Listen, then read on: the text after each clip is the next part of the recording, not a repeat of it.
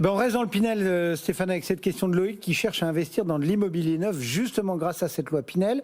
Mais il s'interroge sur l'opportunité de choisir une ville de province, ou plutôt la région parisienne, où lui, en tout cas Loïc, réside. Répondre à cette question sans faire une petite pique à Christian, évidemment, n'est pas possible. Ah, bah oui, mais Christian, il aime aller réparer les chasses d'eau le samedi matin. Voilà. Pour l'instant, j'écoute, ensuite je vais répondre.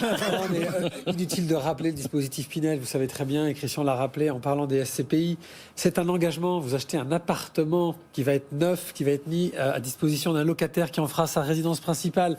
La durée minimum, ce sera 9 ans, mais on sait tous que pour reconstituer le prix du neuf, de l'ancien par rapport au neuf, qui est quand même assez élevé au départ lorsque vous l'achetez, on est plutôt sur 9 ou 12 ans. Bon, ça c'est la première chose, il faut bien avoir notion de ce spectre. C'est un investissement à long terme, il y a très peu de cas de sortie qui sont des cas de force majeure graves, donc il faut les oublier. Donc on part dans un dispositif Pinel en étant bien conscient de ce qu'on fait. Voilà. Bon. On peut rappeler un chiffre quand même, il y a l'écart de prix entre le neuf et l'ancien, autour entre 20 et 25%, ça dépend un peu des cas. Donc effectivement, il faut garder le bien pendant longtemps pour amortir en fait ce surplus, parce que lorsqu'on achète, lorsqu'on revend. Lorsqu'on achète du neuf, on revend de l'ancien. À promoteur raisonnable, vous êtes entre 15 et 16% d'écart de prix moyen, qui sont en fait une espèce de traduction de la TVA sur l'achat et de la TVA sur les travaux. Un promoteur raisonnable. Voilà, un promoteur raisonnable. Bon, un promoteur raisonnable qui va bien quand même. Question, rassurons-nous pour lui. Mais alors, deuxième point, j'ai fait exprès de rappeler comment on fait comment on aborde un dispositif Pinel. Et après, évidemment, on choisit l'emplacement. L'emplacement.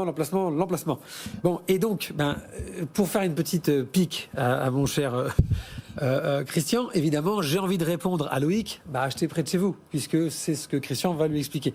Moi, je lui dis deux choses. Si vous achetez près de chez vous, ayez quand même des connaissances immobilières de votre marché local. C'est pas parce que vous habitez là que vous savez comment se comportent les locataires. Bon, et là, je lui dis aux choses, c'est une loi de finances, surveillez les prix au mètre carré. C'est pas compliqué, je vous ai fait un choix. J'ai pris 3 villes. Une ville de région parisienne, sur le parcours du Grand Paris, Savigny-sur-Orge dans le 91. Bon, on est plutôt deuxième couronne du Grand Paris. Je ne sais pas si ça vous parle. Bon, c'est une ville assez sympathique, avec des transports en commun, tout ce qu'il faut. Prix au mètre carré, 5 100 € pour un T2. Bon.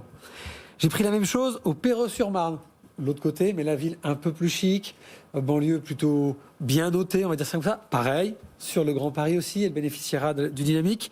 Alors là, tenez-vous bien, on est à 6 700 € le mètre carré. Je rappelle qu'en dessous de 5 500, on ne défiscalise plus les mètres carrés.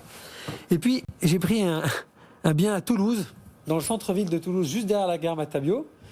Je suis bien placé pour le savoir, parce que c'est un investissement que j'ai fait moi, personnellement, à 4 400 € le mètre carré. Donc je recommence à poser la question que je poserai toujours, et on sera peut-être jamais d'accord avec Christian. Est-ce qu'il ne vaut pas mieux avoir à 4 500 € le mètre carré un truc neuf dans Toulouse, à côté de la gare Matabio, avec une nouvelle ligne de métro, que d'avoir un truc qui est pas loin de chez soi, en banlieue parisienne, mais où vous allez payer minimum 1 000 € le mètre carré pour le 91 et 2 000 € le mètre carré de plus pour le 94. Je continue à avoir un réflexe très financier. Attendez, et je pousse le bouchon pour le clin d'œil, Cédric, vous me connaissez. Aucun des deux n'aurait pu me dire, mais attendez, ça dépend du promoteur, des prestations. Les 3 programmes sont de mes petits copains de Green City. Donc c'est les mêmes prestations, les mêmes architectes, les mêmes entreprises de construction. Bon. Vous aurez les mêmes. Donc vous n'avez même pas de biais de... C'est même pas, il y en a un qui a la domotique. Lorsque le revenu est écrit, lorsqu'on investit dans la pierre, notamment pour défiscaliser, il faut investir près de chez soi. Le revenu veut dire on investit dans une ville où on connaît le marché locatif. Le marché locatif est bien sûr le marché des transactions. On peut penser qu'a priori, plus près de chez soi, on connaît mieux l'état des prix, du prix au mètre carré et l'état des loyers que si on investit à des centaines de kilomètres. C'est pas forcément le cas, je vous l'accorde Stéphane. On peut éventuellement investir dans une ville qu'on connaît bien parce qu'on envisage d'y prendre sa retraite, ou dans une ville parce que on est originaire de cette ville. Ce qui est essentiel, c'est de ne pas surpayer son bien. Et il faut quand même appeler un chat un chat. On parle d'un processus, d'un dispositif de défiscalisation, et il est tentant donc pour un certain nombre, éventuellement parfois d'intermédiaires, de gonfler un peu les prix, puisqu'ils savent très très bien la raison pour laquelle vous achetez. Donc voilà, l'essentiel c'est d'investir pour ne pas surpayer, d'investir dans une ville où vous connaissez les prix et les loyers. Très bien.